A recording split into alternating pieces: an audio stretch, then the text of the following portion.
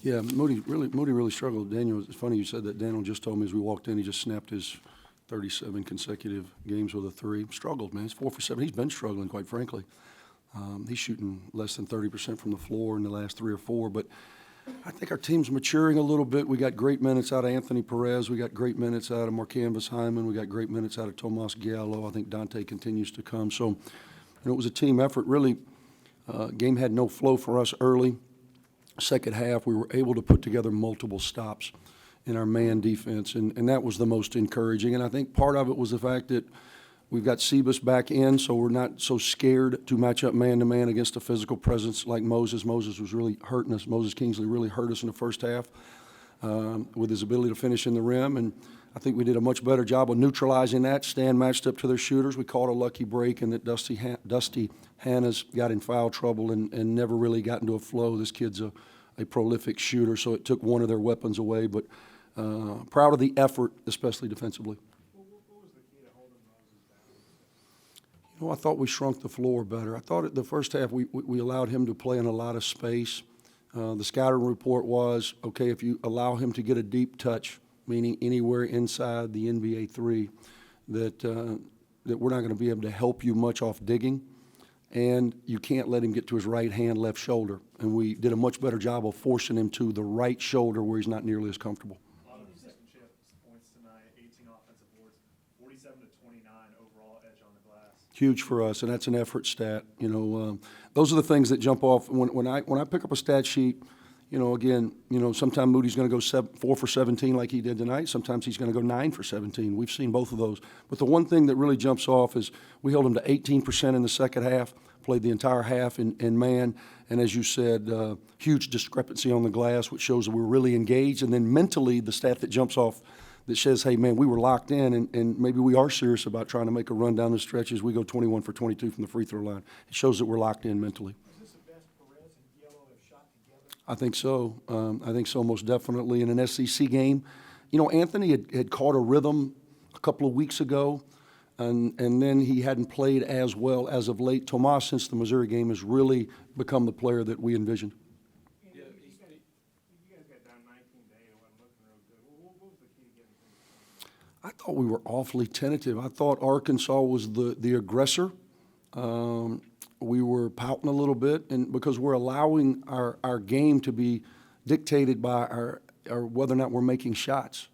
We can't allow that 3, 4, 5% that we have the ball offensively to affect the other 95% of the game, and we do that entirely too much. And it starts at the top, and we kind of get into our feelings a little bit. Once we settle down, I thought, about midway through the half, we made a couple shots, we relaxed a little bit. Obviously, Arkansas is going to try to pressure you. Even though they didn't do it in the full court, they really dig up in you in the half court, and you've got to be aggressive and strong with the ball. I didn't think we were as we started the game. It didn't look hamstring related. Was there anything else going on with Moody? Any illness or anything? No, he hadn't been feeling well. But that's just kind of part of the grind. Grind is real. You talked about Dante coming. What specifically are you starting to get from him? Well, he's starting to earn our trust. Slowly but surely, he's earning our trust. He kind of looks like he's about to twist his ankle and throw it away, and he doesn't know what play we're in. Next thing you know, he's in the lane. And so he's making plays because he does have the ability to get by you off the bounce. Defensively, he's very good on ball. He's going to be a really good defender in time. He's got length. He's got good anticipation. He's got good lateral feet.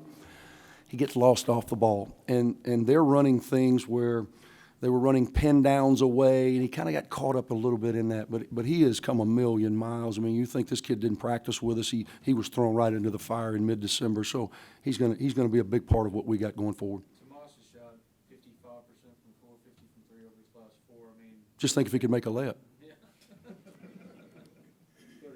You mentioned how much he's improved. Playing with confidence, man. He's got a good understanding. I think our spacing offensively is so much better with Sebas, even though obviously he has struggled. I thought he made some plays for us in the second half to kind of give us the separation. But Sebas is going to get his legs back under him. He's kind of wobbling around out there, and his cardio is a little lacking. But that's going to probably be another 4, 5, 6 days before we kind of get him back. But what he creates from a spacing standpoint because of his ability to score with his back to the basket, I think opens the floor for Moss and AP. And I thought Moody, despite his struggles offensively, I thought Moody did a good job of finding those guys based on the way teams decide to guard him. Anything else? 94, 20 from 3 for them. What was so effective? I thought we were really attached. You know, we made some mistakes on Anthony Bell, and he made us pay.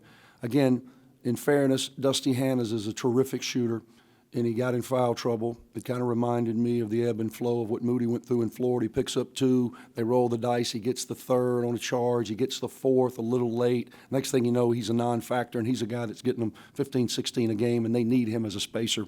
So without him on the floor, they had more drivers. I thought Jimmy Witt came in and gave them great minutes early, but we tried to gap him a little better in the second half. There's 4 different bigs on this that finished with double figures in points. Do you feel like the team's finishing better around the rim lately? No, we were 4 for 15 at half. I haven't seen the stats in the second half. We were missing a lot. We had more because of the stat you read out earlier. We had 18 offensive rebounds. We've got to do a better job of finishing through contact. Our best guy at doing that is Sebas, and I think as he gets more comfortable back on the floor, you'll see that percentage go up. I thought KG gave us great minutes, a double-double, was getting SEC rebounds, gave us a presence at the basket. Although he only had 1 block, I thought he altered some when they had dribble penetration. So our front court's getting better. I don't know. I don't think we've shown spurts. I would like collectively us to shoot the ball like we did in the second half. I'd like to continue to win the effort areas, which I think we did tonight, make free throws, get back to where we can play man-to-man along with some of the other zones. I thought a huge key for us in the first half was we went to that 1-3-1, and I thought it threw Arkansas out of their rhythm a little bit offensively. And honestly, I'm not sure they ever regained it. So if we can do all of those things and play healthy down the stretch, I think we have a chance in every game we'll be in. Thank you.